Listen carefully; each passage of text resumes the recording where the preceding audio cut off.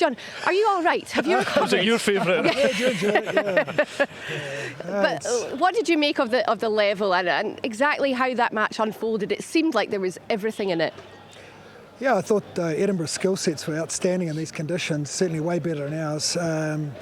They came out, they were more physical to start with, they dominated the gain line. They put us under the pump physically to start with, and we never really got going in the game. So I was pleased that the second half we got a little bit more momentum and got our game going a bit, but we had some opportunities, didn't we, to miss goals, kick goals from Jordan, which he won't be too happy about. But I was really proud of the boys. They were tough at the end of the game on the goal line there. I think Edinburgh could have sealed the game, but we held on. Ethan Hooker's held up over the line here was massive, and a couple of other big moments that we just nailed. And it's sort of been a little bit of a story of our season, really. We've sort of won some one-pointers and lost some one-pointers, but always some tough contests, real physical. I was overexcited before the game. No. And how are you after?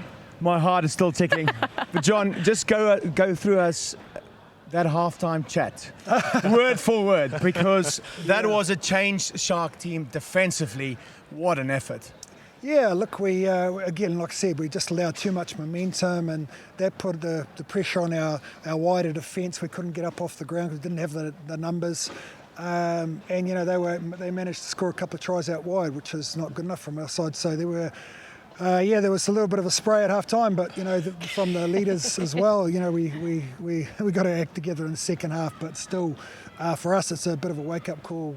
We know we have to be better than that if we want to go away with this tour with 2 wins. I think we always knew it's going to be a bit of a slow start for the Sharks. Eben hasn't played since December. Fussy has come back. There's been a lot of changes. Yes, it was 12 Springboks starting in the team, but they're always going to take a bit of time to gel and get going.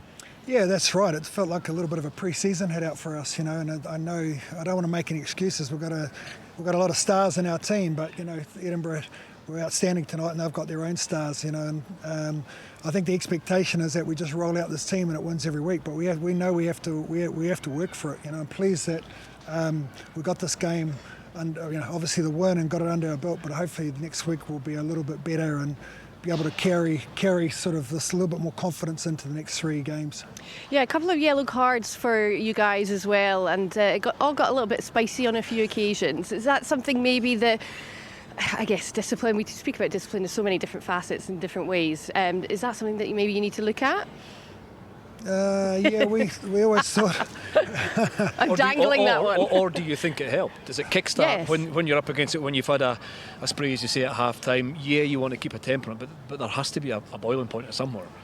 Yeah, look, I think when Eben got pretty fired up and the boys sort of got behind at the end, it got pretty spicy, all right. But yeah, obviously we're under the pump. 15 metres out from our trial and got a yellow card, and then Eben getting one, it wasn't ideal, so he won't be happy about that. But I do think it certainly, everyone's physicality level went up about 10% as soon as that happened.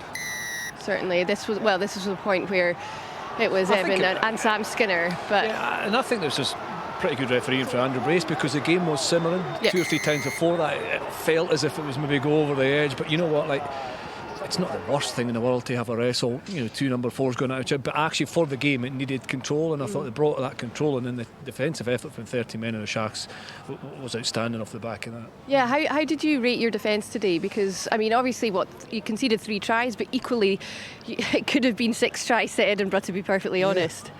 Oh, look, like I said, first 30 minutes pretty average. Certainly the second half a lot better. I think Joey McGoll will be a lot happy with some of the stuff we've worked on, especially in the second half. I thought we were way more accurate in the tackle. I thought the impact guys coming off the bench did really well, which has been great for us, the last few games. So good for them. But we just needed to get more accurate, stop their momentum. They were just getting too much fast ball, and on this surface, it's hard to stop. We couldn't get off the line.